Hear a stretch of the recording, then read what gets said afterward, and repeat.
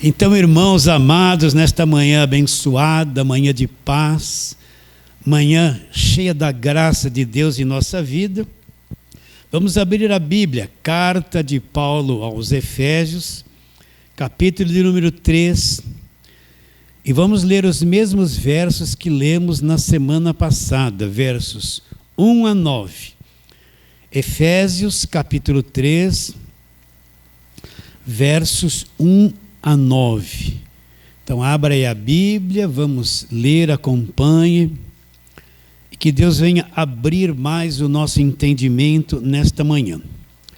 Verso 1. Por esta causa, eu, Paulo, sou o prisioneiro de Cristo. Paulo, quando escreveu essa carta, ele estava preso.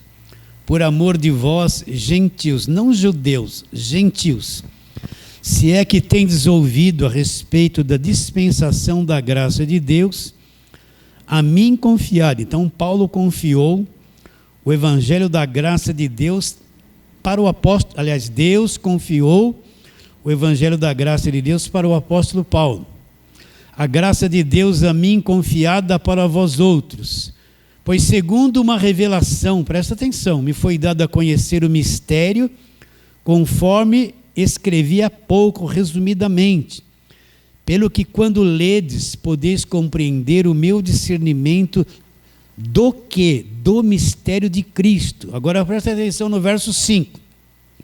O qual em outras gerações, agora Paulo olha para o passado, e ele vai ver as gerações que antecederam ele, em outras gerações, lá no passado, não foi dado a conhecer aos filhos dos homens, como agora foi revelado revelado aos seus santos apóstolos e profetas no Espírito, a saber que os gentios são co-herdeiros, membros do mesmo corpo, coparticipantes da promessa em Cristo Jesus, através do que? Da lei? Não, por meio do Evangelho. Então o Evangelho une judeus e gentios e formam um único povo chamado a igreja. Só através do Evangelho que isso acontece. Continua, verso 7.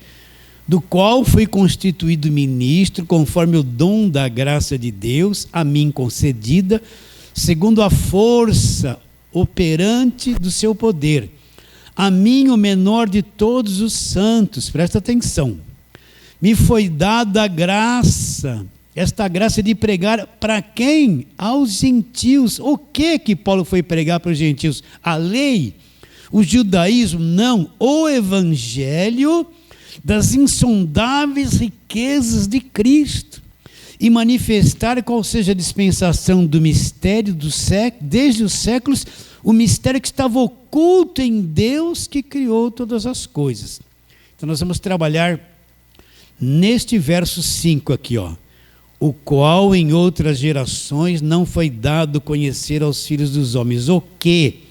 Esse evangelho das insondáveis riquezas de Cristo não foi dado a conhecer nas gerações passadas. Então presta atenção, vamos abrir meditando nisso. Toda aquela gente do Velho Testamento, eles entenderam o evangelho da graça de Deus? Não. Se você chegasse para Gideão, eu vi agora aí na televisão, uma grande igreja aqui em São Paulo, vai ser o ano de Gideão, o ano todo, que esse ano vai ser o ano de grandes conquistas.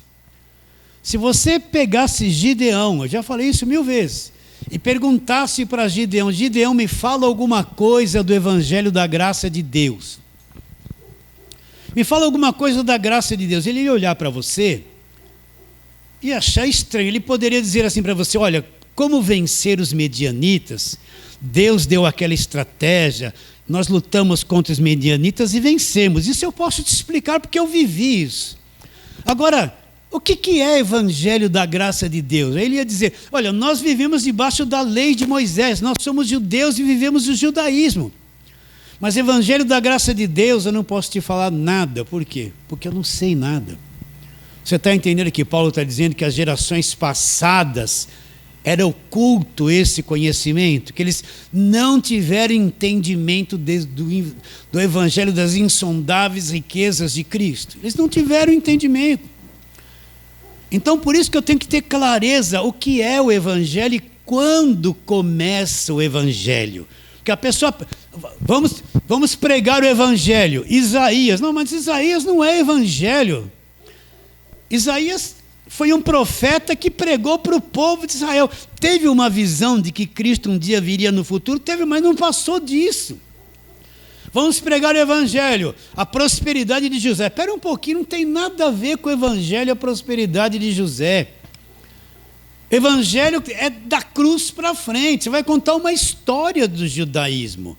Mas pregar o evangelho não vai pregar. Vamos pregar o evangelho. Olha lá no Salmo 91. Aquele que habita no esconderijo. É muito bonito, né? As pessoas deixam a Bíblia aberta no Salmo 91.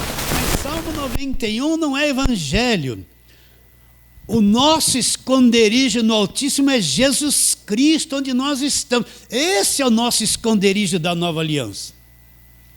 Totalmente diferente. Então Paulo está dizendo que as gerações passadas, aquele povo que viveu no Velho Testamento, todos aqueles acontecimentos, Malaquias, tudo aquilo, aquela geração viveu debaixo de lei, não compreendeu o que é evangelho da graça de Deus. Por quê?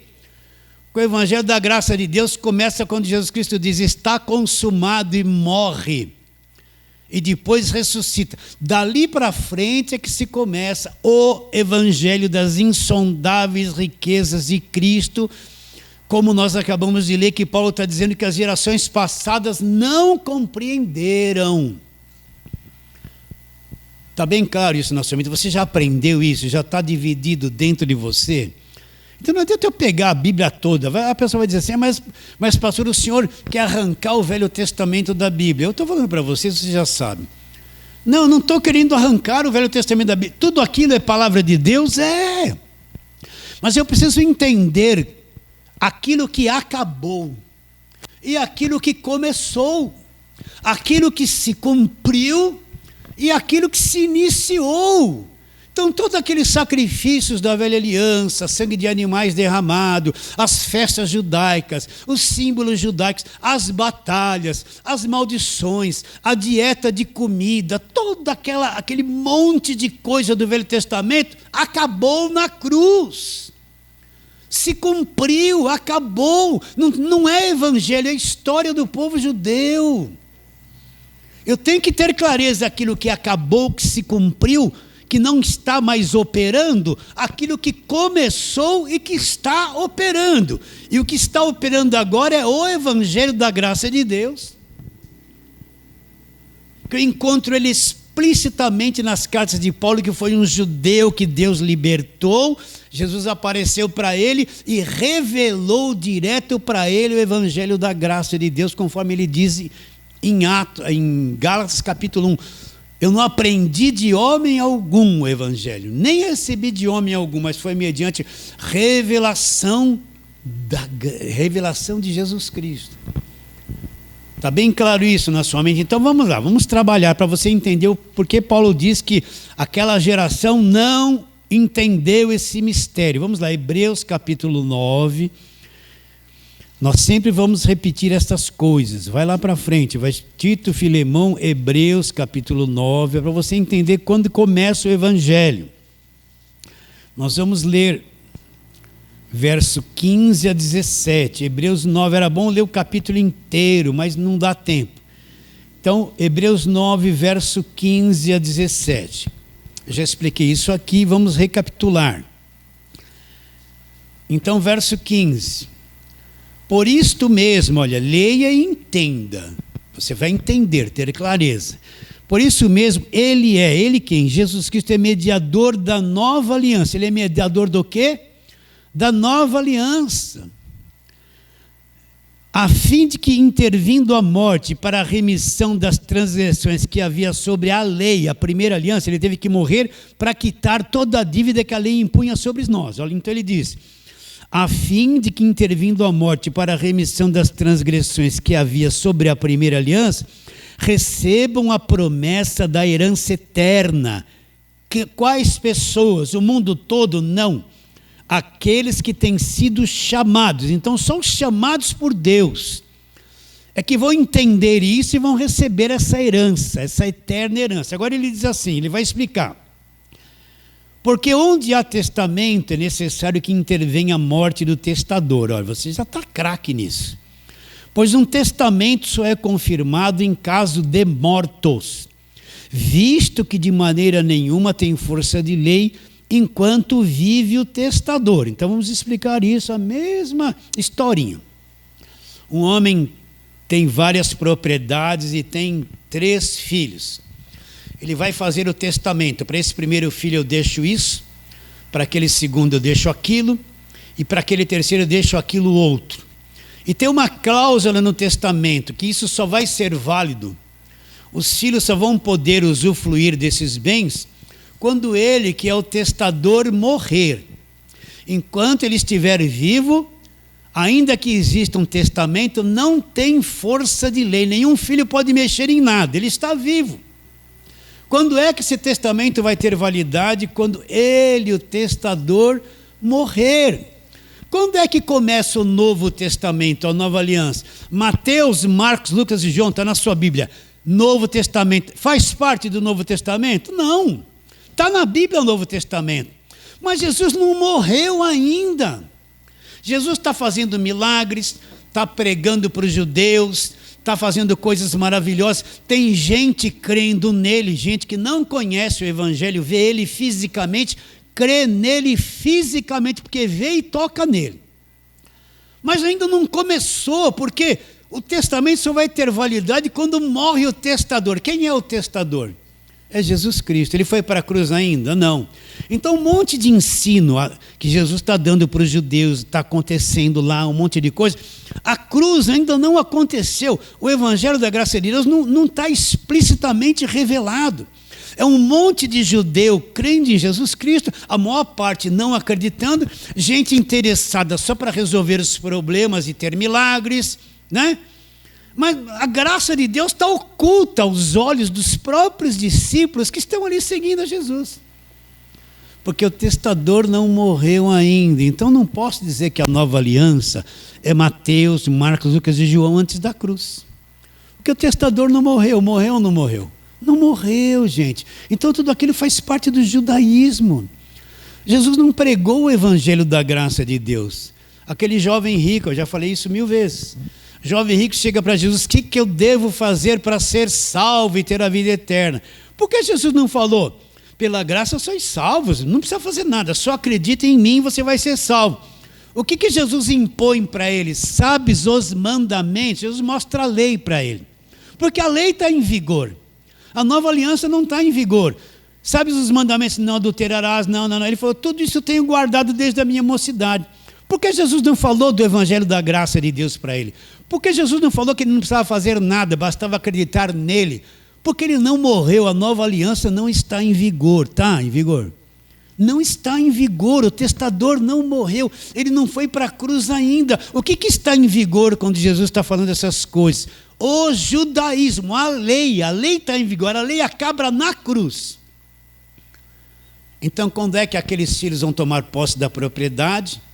Quando o testador que fez o testamento morrer, aí vai ter validade o testamento. Então, quando é que passa a ter validade a nova aliança? A pessoa toma a ceia. O pastor vai dizer, este cálice é o novo testamento no meu sangue. Ela toma a ceia a vida inteira e não sabe o que é novo testamento. Ela toma a ceia a vida inteira e na própria pregação do culto da ceia, onde o pastor fala, este cálice é o novo testamento do meu sangue, quando ele vai pregar, ele vai para o Velho Testamento pôr lei na cabeça das pessoas, enfiá-las debaixo dos judaísmos. Ele mesmo não entende que tudo aquilo acabou. Aquelas histórias do Velho Testamento são bonitas, tudo maravilhoso, mas aquilo não é evangelho, aquela história do povo judeu.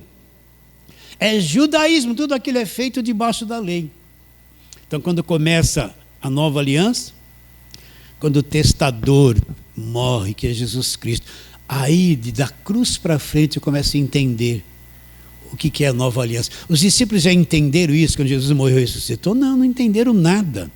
Porque porque eles ainda são todos judeus. Você pode ver que lá em Gálatas, capítulo 2, Paulo dá uma bronca em Pedro, porque Pedro estava querendo pegar os gentios que não eram judeus e fazê-los viver debaixo de lei, como os judeus. E Paulo fala, não é nada disso.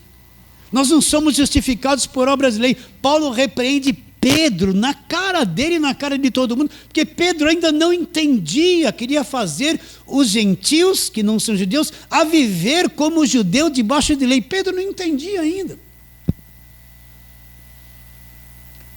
Só quem tem a mente aberta que pode captar isso que eu estou te dizendo. Quem está debaixo da lei não vai entender nada do que nós estamos falando.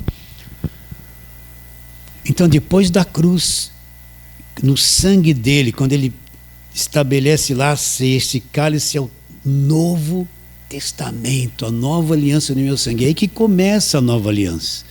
Está bem claro isso? E quem teve revelação do Evangelho da Graça de Deus? Paulo. Jesus apareceu ele lá no caminho de Damasco, falamos isso a semana passada, e Paulo fala que ele recebeu direto de Jesus revelação do Evangelho da Graça de Deus. Ele não aprendeu de Pedro, nem de João, nem de Tiago, de homem algum, mas foi mediante revelação de Jesus Cristo. O que Paulo está dizendo em Efésios 3? Esse mistério não foi dado a conhecer nas gerações anteriores. O que Paulo está dizendo? Eu quero ler isso aqui de novo. Verso 5 do capítulo 3 de Efésios. Vai lá. Então Paulo está dizendo isso. Verso 5. O qual em outras gerações não foi dado a conhecer aos filhos dos homens, como agora, depois da cruz, foi revelado aos seus santos apóstolos e profetas. Foi revelado aonde? No Espírito. Foi revelado aonde? No Espírito. Então, para mim entender o Evangelho da Graça de Deus, eu tenho que saber o que acabou na Bíblia e o que começou. Eu tenho que saber que Velho Testamento é a história do povo judeu. Tudo gira em torno do povo judeu. Não é Evangelho, é judaísmo e história do povo judeu. E saber... Romanos 10,4, quando Paulo fala o fim de todo esse sistema religioso judaico é Jesus Cristo para a justiça daquele que acredita que é o fim. É a justiça, a tua justiça é a fé que você tem no Evangelho da Graça de Deus. Quem não acredita está escravizado debaixo de lei ainda. Então, para mim, comecei a entender o Evangelho da Graça de Deus. Eu tenho que saber que Velho Testamento não é Evangelho, é tudo muito bonito, é a palavra de Deus, inspirada por Deus, mas aquilo tudo acabou. E tem que entender o que acontece na cruz e a revelação que vem depois da cruz. Está bem claro isso? Então eu quero ler 2 textos muito pregados em Mateus, Marcos, Lucas e João, que fala de fé, mas que não é a fé produzida pelo conhecimento do Evangelho. Então vamos ler bastante agora. Vamos lá, Mateus capítulo de número 8. Vamos lá, Mateus, mesmo no passado já preguei muito isso aqui.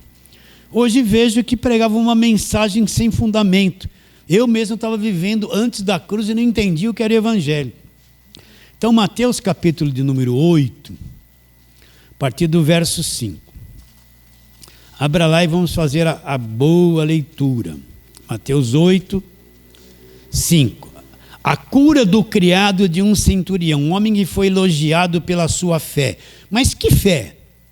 Qual fé? Então vamos ler. Verso 5 de Mateus 8. Tendo Jesus entrado em Cafarnaum, apresentou-lhe um centurião. O centurião era uma autoridade romana que tinha 100 soldados à sua disposição. Ele mandava em 100 soldados, implorando: Senhor, meu criado jaz em casa, de cama, paralítico, sofrendo horrivelmente. Jesus lhe disse: eu irei curá-lo. Mas o centurião respondeu: Senhor, não sou digno de que entres em minha casa, mas apenas manda uma palavra e meu rapaz será curado. Aí ele explica como é que ele entendia isso. Ele diz: também eu sou homem sujeito à autoridade, eu tenho soldados às minhas ordens, eu digo a este vai e ele vai, e a outro vem e ele vem, e ao meu servo faze isso e ele o faz. Ouvindo isto, admirou-se Jesus e disse aos que o seguiam: Em verdade vos afirmo que nem mesmo em Israel achei fé como esta. Digo-vos que muitos virão do Oriente, do Ocidente, e tomarão lugar à mesa com Abraão, Isaque e Jacó no reino dos céus. Ao passo que os filhos do reino serão lançados para fora, nas trevas. Ali haverá choro e ranger de dentes. Então disse Jesus ao centurião: vai-te e seja feito conforme a tua fé. E naquela mesma hora o servo foi curado. Centurião não é nem judeu, ele é um romano. Ele tem 100 soldados às suas ordens. Ele dava ordens aos soldados porque ele era autoridade, e os soldados tinham que obedecer, porque ele era autoridade. Ele vem em busca de socorro do servo que estava sofrendo horrivelmente na casa dele, e Jesus fala para ele: olha, eu vou curá-lo. Aí ele diz: olha, não sou digno de que entres em minha casa, manda uma palavra, e à distância o meu servo será curado. Olha que coisa linda, não é? Coisa linda. Aí ele fala assim: como é que ele entendia isso? Ele fala assim: eu também tenho autoridade, eu tenho soldados, eu mando eles fazer aquilo, eles me obedecem. Jesus reconhece que você tem uma autoridade espiritual, e que se você mandar mesmo à distância vai acontecer. Jesus elogiou a fé daquele homem, não é? Eu já preguei 1000 vezes esse texto, acho que 2000, há 27 anos atrás, né? Vocês estão entendendo? Agora, que tipo de fé esse homem tinha? Presta atenção. A fé em Mateus, Marcos, Lucas, João, antes da cruz, é uma fé que vê para crer. Jesus está pessoalmente lá, fisicamente lá. Eles veem Jesus fazendo milagre com os olhos deles. Esse homem conhecia Jesus Cristo, deve ter ouvido muito a respeito de quantos milagres Jesus fazia, e ele vem ao encontro de Jesus e vê Jesus fisicamente. Fala com Jesus, audivelmente fala, vendo e falando. E expressa uma fé. Mas que tipo de fé esse homem conhecia? Esse centurião conhecia alguma coisa do Evangelho? O Evangelho nem começou ainda. Eles não entendem nada. Jesus nem para a cruz foi. O que esse centurião conhecia? Ele conhecia que Jesus era um curandeiro que fazia milagre. Ele veio atrás de Jesus, creu em Jesus Cristo, na autoridade dele, recebeu o milagre. Mas ele não tinha nenhum conhecimento do Evangelho, da graça de Deus, da obra da cruz, da redenção, da libertação do império das trevas. Não conhecia nada, ele só conhecia aquele indivíduo que ele via com os olhos dele, ver para crer. E acreditava que ele fazia milagres porque acontecia milagres. O que ele entendia do Evangelho da graça de Deus? Nada. Era uma fé em Jesus Cristo porque Jesus estava ali visivelmente, mas uma fé totalmente sem conhecimento do Evangelho. Essa é a fé que estão pregando hoje. Hoje você não vê nada, Jesus não está pessoalmente. Jesus fazia muitos milagres, ele fazia na hora. Não tinha esse negócio de depois vir com uma fotografia, um testemunho de 1 ano depois, né? Vir com essas encenações todas. Quando Jesus curava o cego, via para sempre. Quando curava um leproso, nunca mais seria leproso para sempre. Quando expulsava um demônio, o demônio nunca mais voltava para sempre. Jesus fazia milagres extraordinários, fisicamente, visivelmente, na presença de todos. Essa era a fé que eles tinham em Jesus Cristo. Eles nem entendiam quem era um Jesus direito. Nem os apóstolos entendiam quem era Jesus direito. Eles negaram Jesus e todos eles o abandonaram. Vocês estão entendendo que tipo de fé? É isso que as igrejas pregam. Creia, Jesus vai te curar, Jesus vai te libertar, você vai ter resposta, você vai prosperar. Vem um monte de povo que não vê Jesus agora. Jesus não está presente fisicamente. Por isso que não acontece nada. A maior parte desses milagres é tudo ladainha, enrolação. Pastor, como o senhor pode afirmar isso? Olha, eu já conheço Jesus há 47 anos. Vocês estão entendendo? Talvez vocês não conheçam ele há tanto tempo assim. Eu já estive em toda a reunião de milagre que acontecia nesse São Paulo. Vi o Morris Cerulo lá na década de 80, que fazia milagres. Eu estava lá, nunca vi, eu só vi conversa. Nunca vi ninguém ser curado em nada. E aquilo lotava de gente paralítica, nenhum deles andou.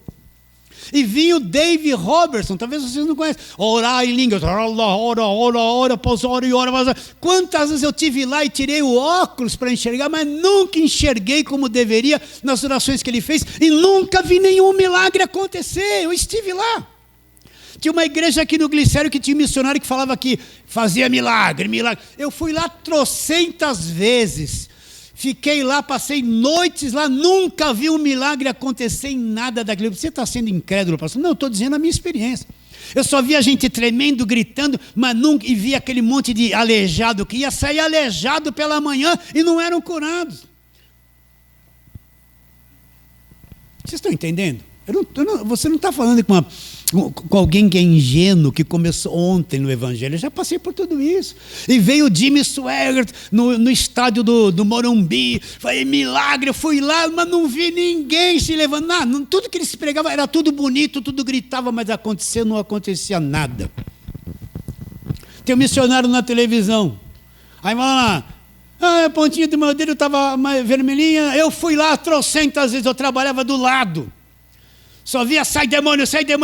Nunca vi ninguém ser curado em nada lá. E ele cantava, estou seguindo a Jesus Cristo, canta até hoje.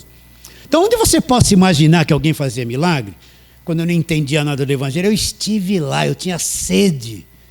Então, essa fé que você vê aqui em Mateus, Marcos e João, Jesus estava presente fisicamente, ele fazia o milagre fisicamente.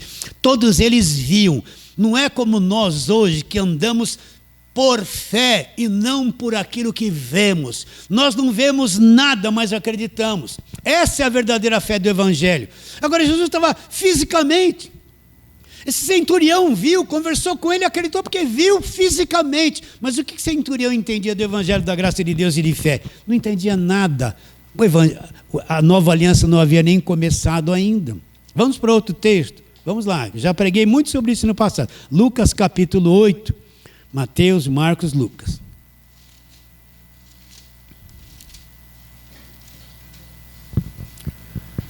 Lucas capítulo 8, né? E vamos ler, verso 40. Vamos ler bastante agora. Abra aí a Bíblia, acompanhe. Outro texto muito pregado, que é feito campanha, é feito tanta coisa, né? Vamos ler só a partir do verso 42, parte B. A cura da mulher enferma. Enquanto ele ia, as multidões o apertavam. Certa mulher que havia 12 anos vinha sofrendo de uma hemorragia, a quem ninguém tinha podido curar, e que gastara com os médicos todos os seus haveres. Veio por trás dele e tocou lá, fisicamente, tocou-lhe na veste, e logo se lhe estancou a hemorragia. Mas Jesus disse, quem me tocou? Como todos negassem, Pedro com seus companheiros disse, mestre, a multidão te aperta e te oprime, e dizes, quem me tocou? Contudo, Jesus insistiu, alguém me tocou porque senti que de mim saiu poder. Vendo a mulher que não podia ocultar-se, aproximando-se trêmula, e prostrando-se diante dele, declarou à vista todo o povo, a causa porque havia tocado e como imediatamente ficou curada. Então disse, filha, a tua fé te salvou, vai-te em paz. Olha aqui um grande milagre, uma mulher que teve uma grande fé. 12 anos enferma, com hemorragia, ouviu da fama de Jesus, olha lá, e disse consigo, se eu tocar nele, fisicamente, vocês estão entendendo? Se eu tocar nele, eu vou ser curada. E ela foi no meio da multidão que apertava e tal, e quando tocou na veste, foi curada instantaneamente. Jesus estava ali pessoalmente, fisicamente, as vestes dele estavam ali fisicamente, ela não precisava crer, ela estava vendo o que ele fazia, ouviu da fama dele e recebeu o milagre porque ele estava ali fisicamente. O que essa mulher entendia do Evangelho da graça de Deus? Ela teve fé? Claro que teve fé. É a fé que todos esses que receberam o milagre acreditaram porque viram Jesus, porque tocaram nele. Eles não andavam por fé onde você não vê nada como nós andamos. Eles andavam por uma fé que eles viam Jesus com os olhos dele, totalmente diferente. E tocou na veste e foi curada. Quantas vezes eu ouvi gente fazendo campanha, eu vi igreja da televisão distribuindo um pedacinho de tecido assim, campanha do milagre das vestes de Jesus. E todo mundo pegando um pedacinho de pano que era ungido, orado, dando oferta para ser curado, para ser liberto, ser próspero. Meu Deus, essa mulher viu Jesus, tocou na roupa dele, andou perto dele. Não precisava viver por aquilo que... crer naquilo que não vê. Viu ele fisicamente. Essa fé que é pregada antes da cruz. Porque Jesus estava lá fisicamente, gente. Fazia milagres fisicamente. Fazia ou não fazia? Agora, o que essa mulher conheceu do Evangelho da Graça de Deus? Não conheceu nada. Jesus não morreu na cruz, a nova aliança não está em vigor. Estava tudo oculto, a morte. O Evangelho da Graça de Deus era uma coisa oculta daquela geração que estava ali com Jesus Cristo. Estava oculto ou não estava? Vocês estão entendendo o espírito disso que eu estou falando? Então, essa fé todo mundo quer ter, é uma fé de ver coisas. Por isso que, baseado nesses textos, eles inventaram esse monte de coisa orada. É óleo ungido, é água do Rio Jordão, é pedacinho da veste de Jesus, é rosinha, é sal grosso, é terra de Israel, é vassoura ungida. É dessas coisas, porque as pessoas querem tocar. É uma fé que essas igrejas pregam e dá objetos para elas tocarem, elas verem. Não é a fé do Evangelho. Não é a fé que não precisa tocar, sentir e ver nada. É uma fé humana, antes da cruz, uma fé sentimental que se toca. Por isso que essa gente dá todo o dinheiro dele nessas igrejas da televisão para pegar coisas oradas e ungidas que não passam de uma feitiçaria, de uma enganação. Porque é pregada essa fé antes da cruz para eles. Que se tocar na veste, vai acontecer um milagre. Quantas vezes eu estive em reunião, levanta a mão, toca nas vestes pela fé, toquei e não aconteceu nada. Tudo besteirado aqui no Evangelho, vocês entendem isso? Você deve ter ouvido 1000 pregações dessa mulher que tocou na veste, até eu que no passado, há muitos anos atrás, deve ter pregado. Mas ela conhecia o Evangelho? Não conhecia nada, Jesus não foi para a cruz. Ainda o Evangelho da graça de Deus não está manifesto. O que Paulo está explicando em Efésios 3? Está explicando que aquele mistério, o que é um mistério, né? Eu marquei aqui, esqueci de te falar. Mistério é algo incompreensível e não se consegue explicar. O mistério é um enigma, é uma coisa oculta, é uma coisa secreta. Então Paulo está dizendo que aquele mistério das insondáveis riquezas do Evangelho de Cristo, aquelas gerações passadas não compreenderam. É revelado da cruz para frente. Entende isso ou não? Vamos para outro texto. Colossenses capítulo 1. Agora vamos lá. Colossenses capítulo 1.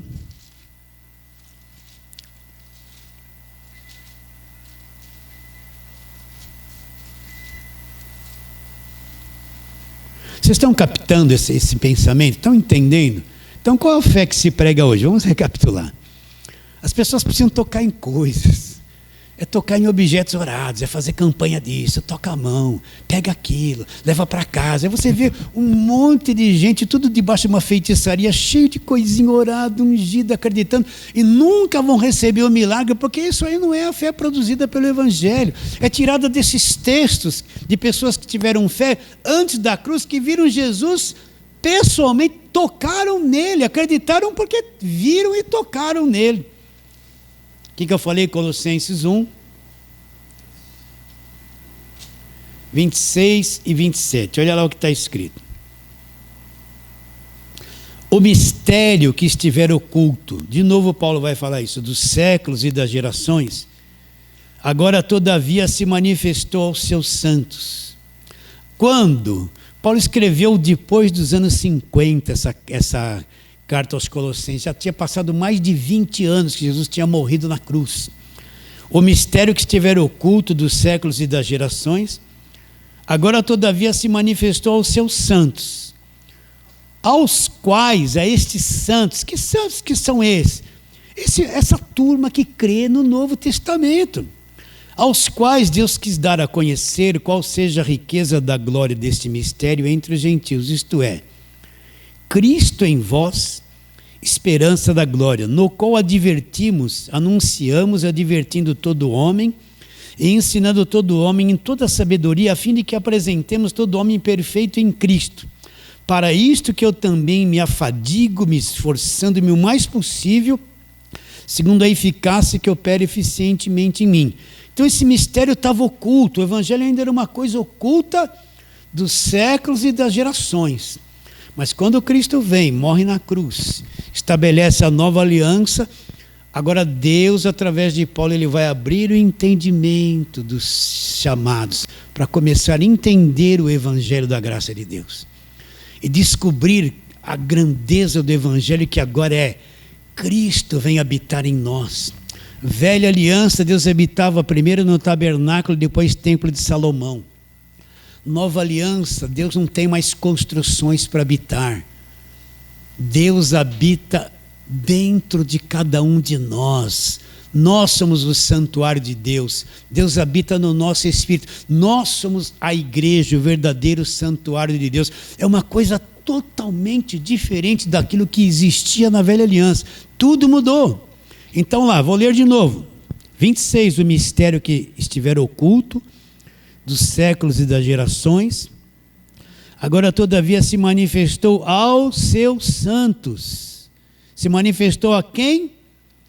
Aos seus santos, aos que estão sendo chamados, os que estão sendo despertados, que estão tendo a mente esclarecida, estão tendo entendimento do que é evangelho, aos seus santos. Então isso estava oculto daquela geração passada. Ele diz: aos quais Deus quis dar a conhecer qual seja a riqueza da glória deste mistério entre os gentios, isto é, Cristo em vocês, agora Deus em habitar, Cristo vem habitar em vocês, Cristo em vós é esperança da glória. Na nova aliança, Deus vem habitar dentro de cada um de nós. Então, que tipo de fé que nós temos? Nós não temos esse tipo de fé que precisa tocar em alguma coisa, precisa ver alguma coisa, como era uma fé que pessoas receberam o milagre de Jesus antes da cruz.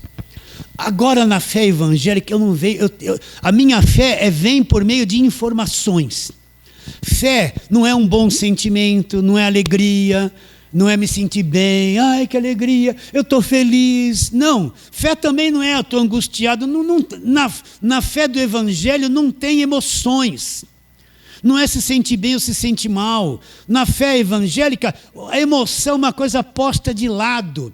A fé evangélica é conhecimento. Eu tenho um conhecimento do evangelho. Esse conhecimento é minha fé. Fé e conhecimento andam juntas. Eu falo isso sempre. Como é que a fé vem? E assim a fé vem pelo ouvir, o ouvir vem pela pregação.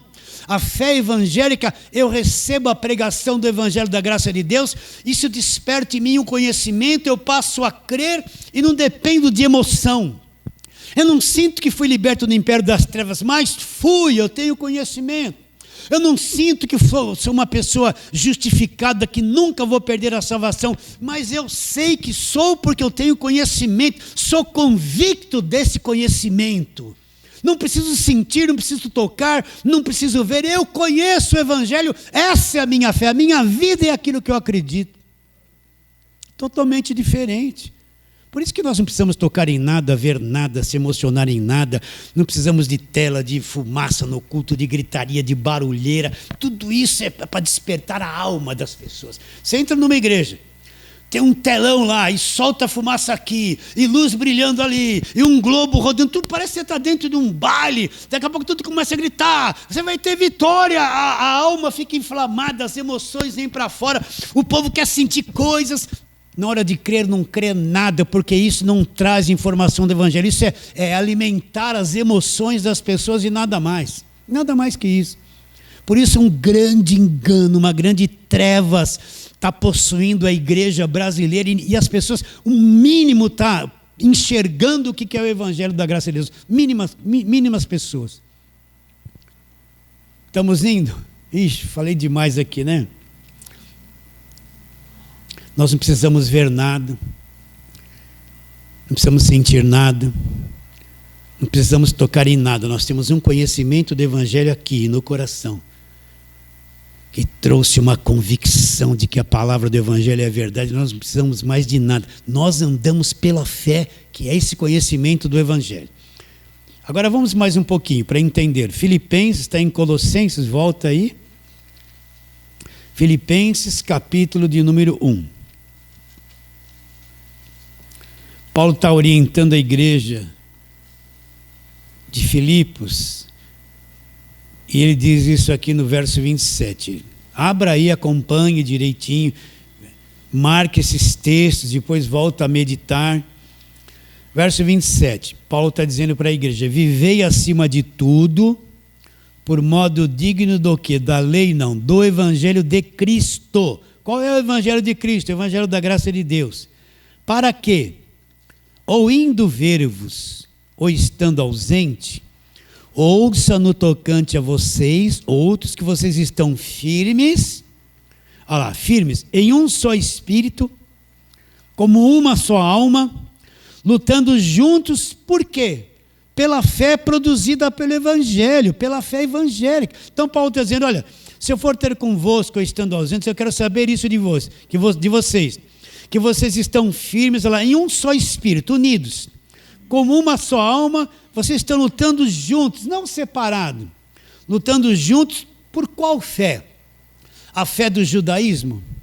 A fé antes da cruz? Não, pela fé produzida pelo conhecimento do Evangelho. Então, na medida que eu vou aprendendo o Evangelho, Deus vai unificando a nossa mente, vai unificando o nosso coração, Ele vai dando uma unidade entre nós, de forma que a gente passa a crer do mesmo jeito.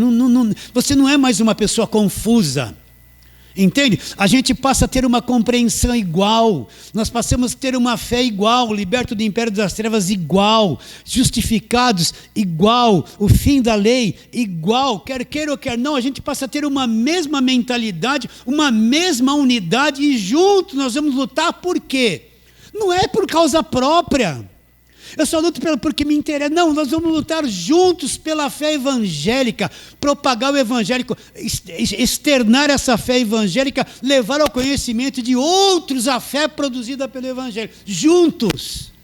Não é aquela coisa individual, cada um para si, Deus para todos, que é a falsa fé que praticamente todo mundo tem. Lutando juntos por quê? Pela fé evangélica. Eu vou ler de novo. Vivei acima de tudo, por modo digno do Evangelho de Cristo, para que, ou indo ver-vos, ou estando ausente, ouça no tocante a vós outros, que vocês estão firmes, em um só espírito, como uma só alma, lutando juntos pela fé evangélica. Olha lá, agora vem a oposição. E que em nada estáis intimidados pelos adversários. Então, presta atenção, você entendeu o Evangelho? Entende essa linguagem que nós temos pregado? Então se prepare que se levanta um monte de adversário. O adversário é o que vem contra. Você vai querer falar essas coisas para irmãos abençoados, mas eles não vão entender e vão dizer que a igreja que você frequenta é uma coisa estranha.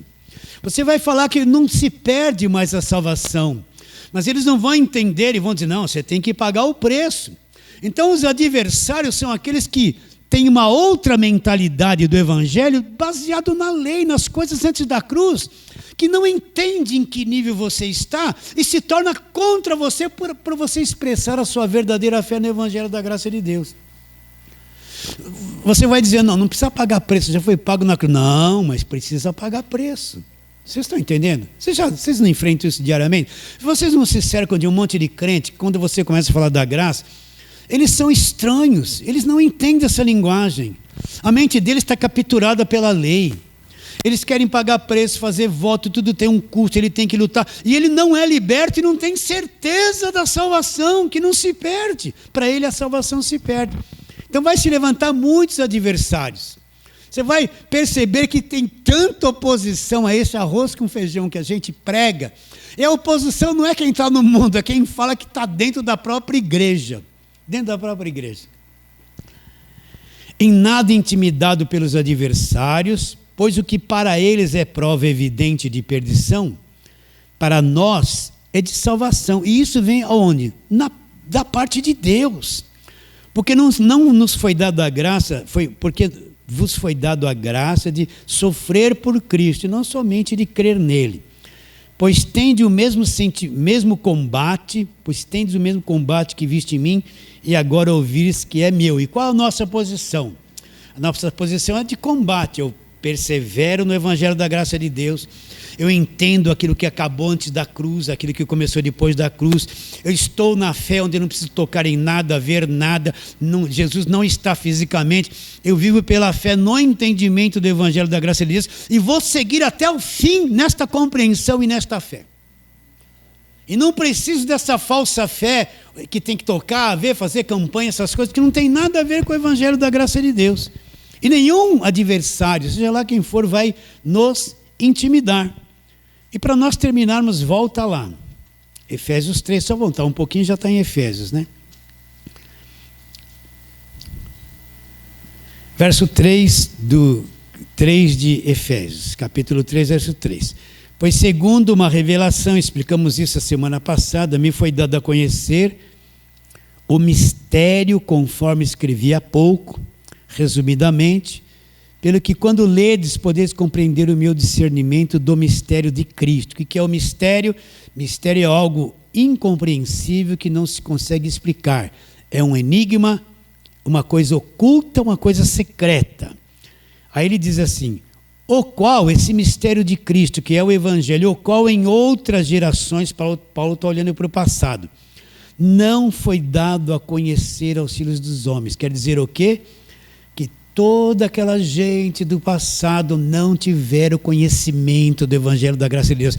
Creram em Deus, pelas informações que eles tinham no tempo dele, creram, mas não tiveram conhecimento do Evangelho da graça de Deus, porque começou depois da cruz. Aí ele diz, o qual em outras gerações não foi dado a conhecer aos filhos dos homens, como agora foi revelado, a porta se abriu, foi revelado aos seus santos apóstolos e profetas, revelado aonde? No Espírito. Então toda aquela gente que eles querem pregar a fé de Gideão, a fé de Moisés, a fé da mulher do fluxo de sangue, a fé do centurião, a fé do leproso. Essa gente, a geração passada, que não entenderam nada a respeito daquilo, do que é o Evangelho da graça de Deus. Mas agora, Deus abriu o entendimento e foi revelado aos seus santos. Quem são os santos? Os chamados e predestinados segundo o seu propósito. Recebe a palavra de hoje? Fale assim, amém. Vamos ficar em pé e vamos fazer a breve oração. Senhor, nós te adoramos profundamente, Senhor, em espírito e com conhecimento da verdade. E nós queremos pedir a mesma coisa, que o Senhor venha abrir o entendimento.